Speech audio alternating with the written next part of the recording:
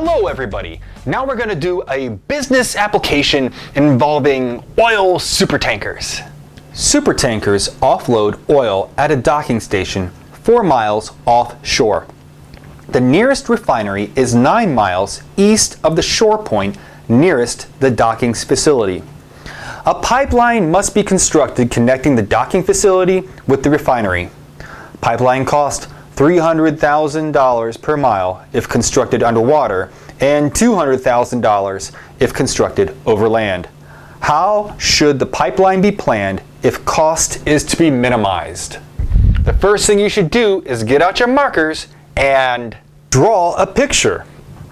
Alright, so let's see what's going on here. Well, we have shore. This is supposed to be shore, and we have water. So here is that's the water area. And let's see, we have a refinery, we have a docking station, and the docking station is right here. This is the docking station, all right? And then we have a refinery, and the refinery will be right here, refinery. And we know something about the distances here. We know that this distance here is 4 miles, and we know that this distance here is 9 miles. All right, so what else? We know that if we have a pipe, let's say the pipe goes something like this to here, and then it goes this way. Here it cost $300,000 per mile. But here, it only costs $200,000 only per mile. Next, we should determine our goal. Let's look at our picture. All right, so we want to minimize cost. And so I'm going to start labeling some things here. I'm going to label this X. That's going to be distance X. And this right here, that's going to be, well, that's going to be 9 minus X. And let's see, I'll call this distance Y. And we know this is a right triangle here. So I think at this point we might be able to set up our equation for cost. So let's see what we have. We have C for cost is equal to, well, this part costs $200,000 per mile. So that's going to be 200,000 times 9 minus X plus, and then this part is going to be 300,000 times Y.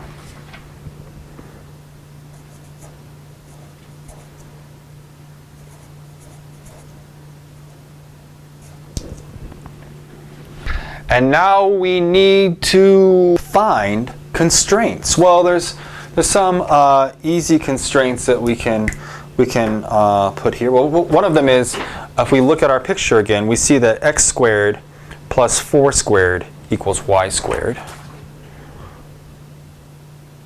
X squared plus 4 squared equals y squared.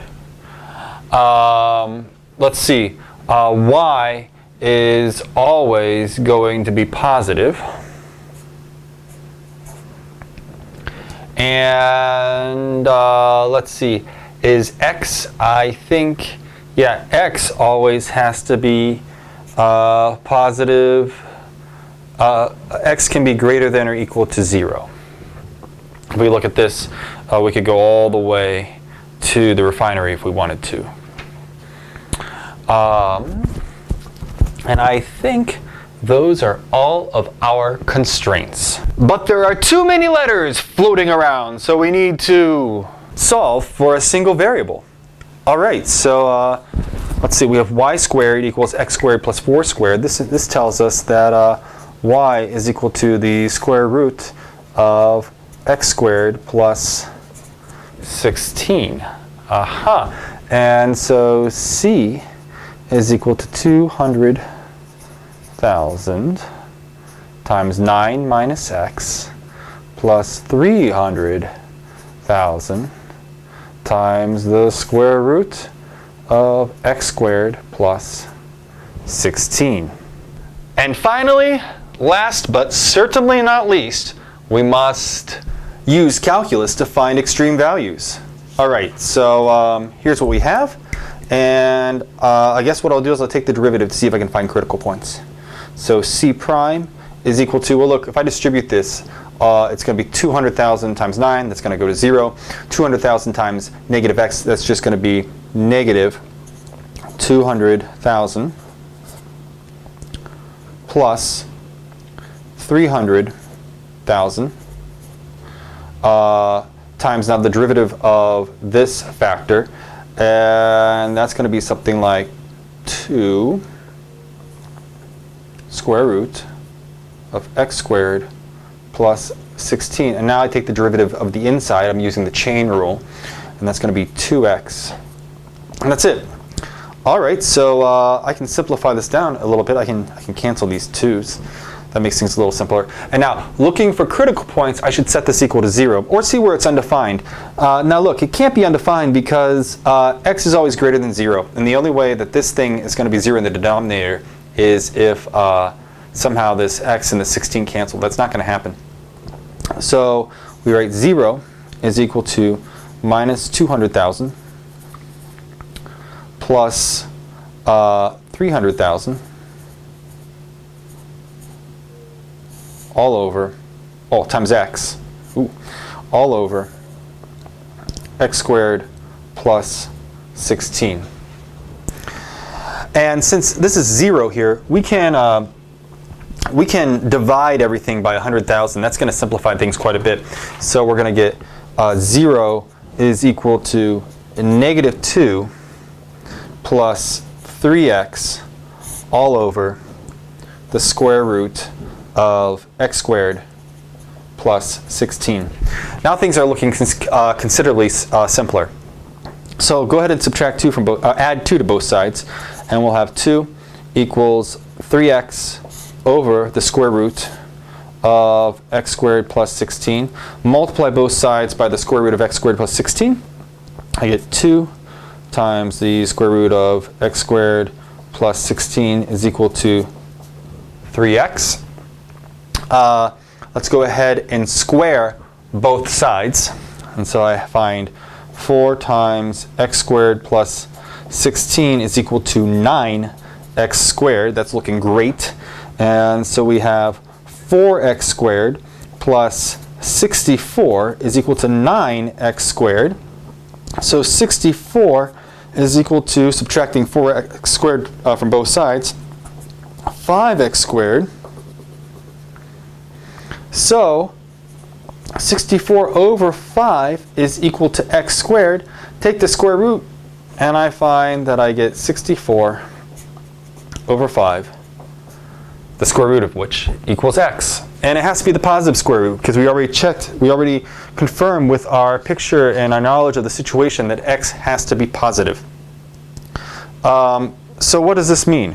Well, if we get out our calculator here, I can get a decimal approximation for this. 64 divided by 5 is 12.8, and then if we take the square root, we get that this is approximately 3.58. And what does this mean? Well, if we look at our picture, it means that this should be 3.58 miles approximately. And let's see, 9 minus 3.58 is 5.42 miles. That's this. And if we remember our formula for y, let's see what y is. Well, y is x squared plus 16. So that's 64 divided by 5 plus 16. And if I take the square root of that, this is going to be about 5.37. So this is about 5.37 miles. And this configuration oh, we should check, does it minimize cost or does it maximize cost? Well, let's go back and think about how we check this. We check using the second derivative. Minimize or maximize. Now we don't want to accidentally come up with a configuration that maximizes cost. So if we examine our first derivative again, here it is, right here, we can say, well, C prime is equal to negative 200,000 plus 300,000 x all over the square root of x squared plus 16. And so now let's take the derivative of this again. And what's going to happen? Well, this term, if I look at C double prime, this term goes away. And now with this term, it's actually easiest if I think of this term as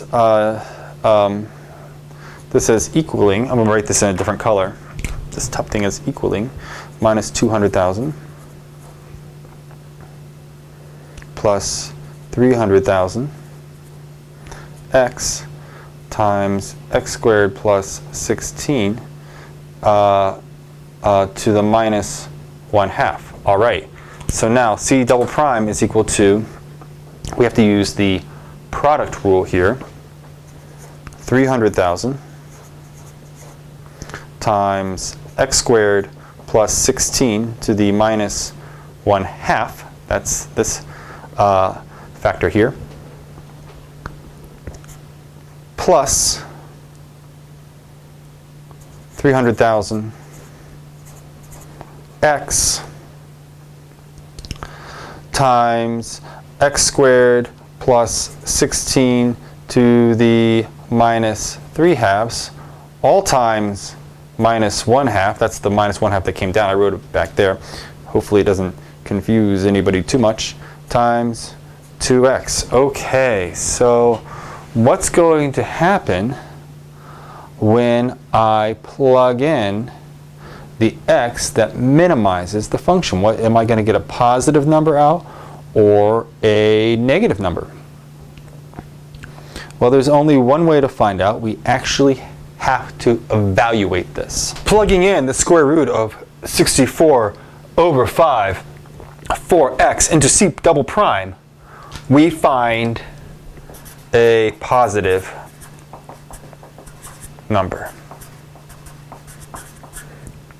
This means the curve is concave up, which means that our value truly is a minimum and we have minimized costs.